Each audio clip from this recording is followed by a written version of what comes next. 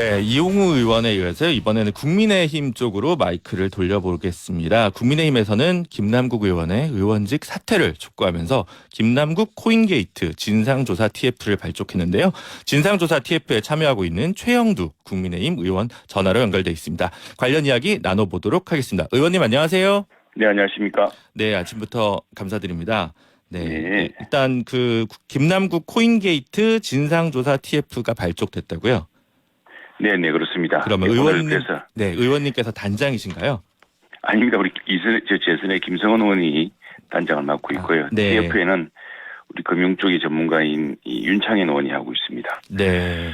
그런데 이제 이미 검찰에서 압수수색을 시작을 했습니다. 그리고 네네. 민주당도 사실은 이제 진상조사에 어려움을 겪고 있는데 이 상황에서 국민의힘에서 TF를 만든다. 이거는 이제 어떤 의미가 있는 건가요? 예, 지금 이 사안은 검찰은 이제 이 수사를 진행하고 또 경찰로 들여다보겠습니다.만 이 정무위 같은 경우에 이 지금 거래소라든가 이런 가상자산을 관리하는 이 분야가 굉장히 넓습니다. 그래서 그것은 수사 때까지 이제 수사를 통해서 다 밝혀져야겠지만 수사 이전의 제도의 여러 미비라든가 이 과정에서 왜 이런 사안이 국회에 번지게 되었는지, 왜 김남국 의원과 또 그 김남국 의원 외에 또 다른 사람은 없는지, 이런 것들이 미칠 영향이 무엇인지, 또 하나는 장기적으로 우리가 이 게임 업체를 또 이런 또 키워야 되는 또 그런 문제도 있습니다. 그래서 분리되어야 될 것과 또 계속 육성되어야 될 것들을 이렇게 무분별하게 섞지 않고 하기 위해서라도 그런 기준을 여러 상임위가 골고루 이렇게 다양하게 걸쳐져 있는 만큼 그것을 교통정리할 필요도 있죠. 네, 그러니까 법적으로 수사 대상에는 빠지더라도 장차에 이제 입법을 통해서 좀 보완돼야 될 부분도 살펴야 되고, 그리고 혹시나 그렇습니다. 모를 네. 이해충돌 부분도 좀 꼼꼼하게 점검을 하는 프로세스가 필요하다. 그렇습니다. 그래서 실제로 제가 바로 이해상충의 문제, 국회의원이 이런 가상자산을 소유하고 있으면서 그 가상자산의 가치에 영향을 미치는 입법을 한다거나 또는 뭐 그런 여러 가지 활동을 했다고 한다면은 그 문제가 되지 않겠습니까? 무엇보다도 그 국회 공직자 윤리 기준이란 것은 어떤 재산을 가지고 있을 때 자기가 인식할 만한 재산을 가지고 있을 때는 그 재산의 이해관계와 독립해서 그래서 때로는 주식을 다 팔게 한다거나 그걸 공탁을 한다거나 이렇게 하지 않습니까? 네. 그런 기준이 하나 있는데 이 사안을 넘어서서 지금 국회의원의 공직자 윤리라든가 국회의원의 이해상충, 국회의원은 도대체 누구를 위해서 일을 하는가, 자신을 위해서 일을 하는가, 자기가 투자한 어떤 자산의 가치를 위해서 일을 하는가라는 중대한 의구심을 지금 불러일으키지 않았습니까, 이 사안이.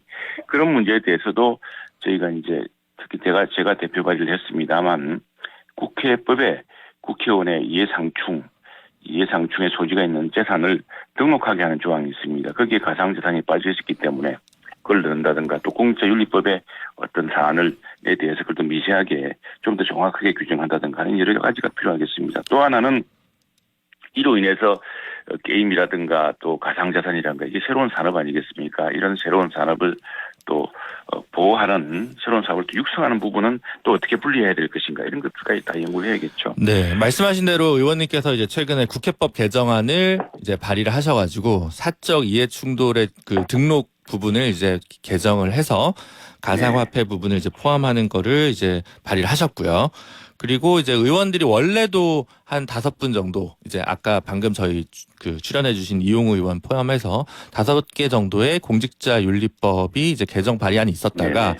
지난주부터 갑자기 또 뭐 한 몇 개가 더 발의가 되고 있더라고요. 의안정보 시스템을 제가 확인해 보니까. 네네, 그렇습니다. 그러면 이제 조속한 네. 시일에 이제 요 국회법 그리고 공직자윤리법은 상반기 안에 국회 통과를 하신다고 보시는 거죠? 그렇게 해야겠죠. 그렇게 하지 않으면 국회의원들이 중대한 의구심에 국민적 질타에 바로 관역이 될 것입니다. 이렇게 큰 사안이 났는데 여야 국회의원들이 무엇 때문에 여기에 대해서 간단한 일이거든요. 이해상충의 요소가 있다고 하는 것을 스스로 등록하면 되는 일입니다. 그렇죠. 신고하면 되는 일이고 떳떳하다면 신고했어야죠.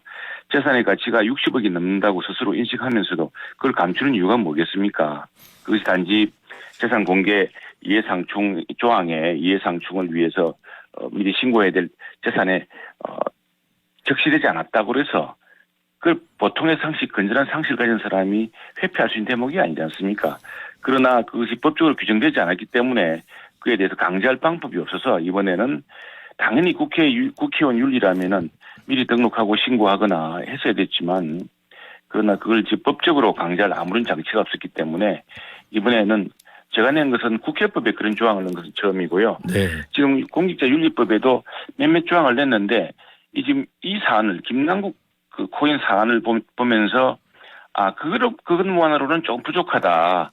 또 그런 조항만으로는 이 김남국 코인 사태라든가 이 유사한 사태가 빠져나갈 구멍 또 변명할 구멍이 있겠다 싶어서 그걸 이제 보완하는 입법 조치들이 이루어지고 있는 것입니다. 그리고 무엇보다도 그동안 무엇 때문에 이 사안이 아마도 김남국은 이런 분들이 다 관련된 법사위라든가 뭐 또 이런 또 누가 또 있을지 모르지만 뭐 정무위라든가 또 관련된 사안에 있다 보니까 아무래도 소극적이었겠죠. 또 거기 민주당의 경우는 지난 대선 과정에서 이와 관련된 여러 법안에 대해서 또 이 주요 사안에 대해서 어떤 입장을 더 밝혀오지 않았습니까? 그런 것들이 이걸 내쳐왔을 텐데 이제 뭐 국민들 의혹과 국민들의 비판의 대상이 된 이상 더 이상 멈추거나 더 이상 늦추어서는 안 되겠죠. 알겠습니다. 근데 이제 지금 그 입법은 이제 어차피 순조롭게 좀 될 것 같고요. 그리고 이제 네. 그 기본법이라고 할 수 있는 뭐 가상자산 이용자 보호법도 최근 이제 정무위를 통과를 했는데 그와 별도로 이제 국회의원 현역 의원들 전체에 대한 어떤 전수조사 이제 네. 이런 요구들이 있는데 요거에 대해서는 지금 양당에서 한다는 건지 만다는 건지 되게 좀 불분명하더라고요. 민주당의 의사가 매우 중요하다고 생각합니다.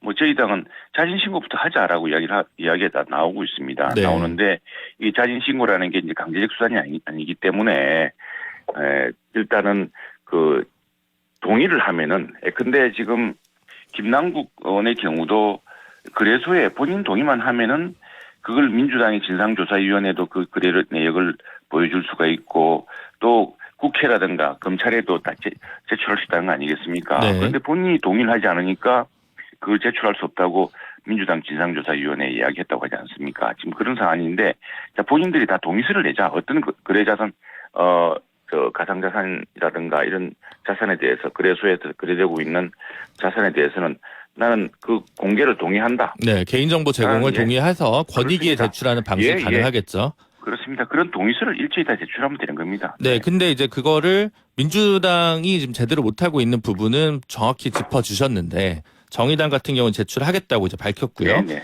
국민의힘이 그럼 오히려 이 기회에 좀 정치적 공세 차원에서 그리고 혹시 모를 문제 때문에 자정 능력을 확보하는 차원에서 또 선제적으로 전수조사를 그럼요. 내부에서 할 수도 있지 않을까요? 내부에서 논의가 일어나고 있습니다. 오늘 뭐 코인 특위에 있다거나 하면은 그런 자리에서 또다시 당의 방침이 정해질 텐데 우선에 몇몇 개인이라도 내다 동의서를 내겠다. 지금 우리가 불체포 특권의 경우 그러지 않았습니까? 네. 불체포 특권은 사실 민주당 의원들은 동의하고 싶어도 또 참여하지 못한 분들이 많습니다만 저희 당 의원들이 자발적으로 했습니다. 저희 당 의원들이 우선 이게 당론으로 결정되기 전에 자발적으로 동의해서 나는 체포 동의안이 제출되면은 체포 동의안에 대해서 국회의원 특권에 숨지 않겠다는 걸 선언했거든요. 네. 그것도 법적으로 지금 헌법 사항이기 때문에 헌법이 개정되지 않은 이상 그걸 폐기할 방법은 없습니다. 없지만 그것은 국회의원 스스로가 양심으로 내가 나를 둘러싼 범죄 의혹 때문에 만일 검찰에서 체포영장이 제출된다. 난 당당하게 법원에 가서 영장 실질심사를 받겠다라고 하는 선언이 중요한 것이거든요. 네, 알겠습니다. 실제로 그렇게 하면 되는 거고. 의원님 그러면 정치 상점으로 받아서 갈 필요가 없는 것이죠. 네, 그러면 이제 지금 검찰 수사는 수사대로 있지만 어쨌든 상임위 시간 중에 거래를 했다거나 이런 문제 때문에 윤리위에 지금 회부될 수 있는 가능성은 충분히 있다고 다들 보시고 있고 오늘 이제 국회 윤리특위 위원들이 회동한다는 이제 보도도 확인이 되고 있거든요. 그러면 이제 이 윤리위 차원에서 이제 이 문제를 들여다볼 경우에 의원님 보시기에 어느 정도의 징계 수위나 징계 속도 이런 건 좀 어떻게 전망하고 계신가요? 신속하게 해야죠. 만일 이걸 누군가가 늦춘다거나 이걸 일부러 지연시킬 경우에 그 국민적 비판을 감당할 수 있겠습니까? 왜 그런가에 대한 국민적 의심을 감당할 수가 없겠죠. 더욱이 이 문제는 그 사안이 명백하지 않습니까? 몇십억 원의 가상자산을 굴리기 위해서 국회에서 누구나 자신들이 집중적으로 공격하고 검증해야 될 그런 사안에서 만일 그 정신이 팔려가지고 딴짓을 했다면은 국회의원이 아니죠. 국회의원 그만두고 그 재산으로 투자에 정치계에 몰두해야겠죠. 그게 국민들이 바라는, 국민들이 아니라 누구라도 정말 바라는 아주 기본적인 상식 아니겠습니까? 그런 네. 상식과 양식을 어긋난 채 그것이 뭐 국회의원의 윤리라든가까지 따질 필요도 없는 사안이라고 생각합니다. 지금 이제 국민의힘에서 이걸 윤리위에 제소를 한 거잖아요. 국회 윤리특위에.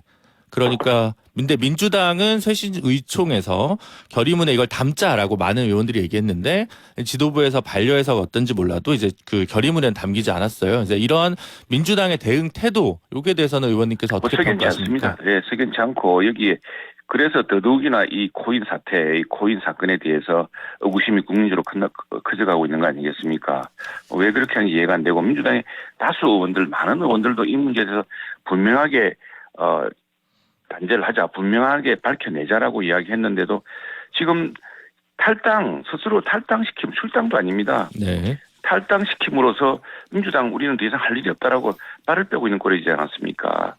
이게 공당에서 할 일이 아니지 않습니까? 더구나 지금 이로 인해서 국회 전체가, 국회의 건의 전체가 또 국회에 대한 신뢰 전체가 지금 실추될 판인데 그 당 소속 의원, 더구나 당대표의 가장 측근 의원이었지 않습니까? 네, 그런 셈이죠. 이렇게 수행실장 했으니까요. 뒷짐지듯이 이렇게 또 탈당이라는 것을 적당한 핑계로 우리 당은 그러지 않았습니다. 최소한 우리 당은 근데 이전에 우리 윤희숙 의원의 경우에는 사실 우리 당에서 많이 말렸습니다. 네. 본인이 직접 한 것도 아니고 부친이 한 것이지만 그러나 국민의 의혹을 받고 있고 더욱이 이 문제에 대해서 가장 청렴하고 가장 투명하게 이야기해야 될 그런 국회의원이 그 가족이 연루됐다는 사안 하나만으로도 국회의원직을 사퇴하지 않았습니까? 우리 다 말렸습니다. 그 정도의 가감한 그 대책이 없이는 국민적 신뢰를 회복하기 어려운 거거든요. 네. 지금 이 사안은 그보다 훨씬 더 심각한 사안이 아니겠습니까? 그런데 지금 민주당이 무엇 때문에 이렇게 미적거리고 있는지 탈당만 하면은 그러면 다 손을 트는 건가요? 그러고 나서 또 민영배 의원이나 뭐 아무개 의원처럼 비난이 조금 누그러지면 슬그머니 또 복당시킬 겁니까? 네. 그게 민주당의 정체인가요? 아니면 이런 국민적인 이제 비판에 직면할 겁니다. 의원님 보시기에 지금 그런 민주당이 잘못 가고 있다라는 건 이제 알겠는데요. 그러면 네네. 지금 어디서부터 출발해야 되냐? 예를 들어 뭐 이재명 대표가 뭐 책임지고 사퇴해야 되는 거냐? 재신임을 물어야 되는 거냐? 뭐 민주당은 지금 여러 분위기가 읽히고 있는데 밖에서 보시기에는 좀 어떠십니까? 지금 이 사안만이 아니라 우선에 이재명 대표로 인한 방탄 리스크가 국회를 좌우하고 있지 않습니까?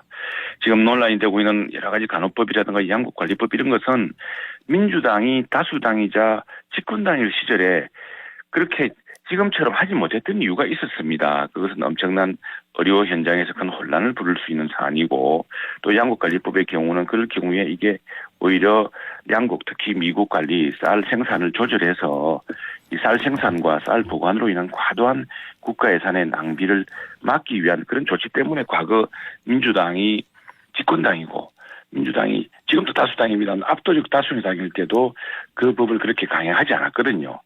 그런데 지금 갑작스레 이 바뀌어가지고 지금 의료 현장에 이 분란을 일으켜가면서 또 농민들을 크게 실망시켜가면서 정책의 혼란을 불러일으키는 그런 법안을 강행한 이유가 뭐겠습니까? 이게 상임위 단계에서 이게 논의되어서 결정된 게 아닙니다. 갑자기 당대표 차원에서 대표 최대 체제에서 결정된 일 아니겠습니까? 이게 역시도 모든 것이 보면은 바로 민주당 내부에서도 걱정했던 바로 당대표의 사법 리스크를 회피하게 하는 사법 리스크를 어떤 기동하기 위한 그런 전략으로 쓰여지고 있지 않느냐라는 국민적 의혹이 크고 지금 비단 김남국 사태가 이제 이 사건을 더 확대시키고 있다고 봅니다만 기본적으로는 바로 사법 리스크로 인한 국회 운영, 당 운영의 전반적인 위기가 점점 가중되고 있다 이렇게 보아집니다. 네, 드리고 싶은 질문이 더 많은데 이제 지금 시간이 저희가 제한적이어서요. 네네. 다음에 또 네네. 모셔서 제대로 좀 더 많은 이야기를 좀 들어보도록 하겠습니다. 지금까지 창원 마산 합포의 최용두 의원이었습니다. 감사합니다. 네, 고맙습니다.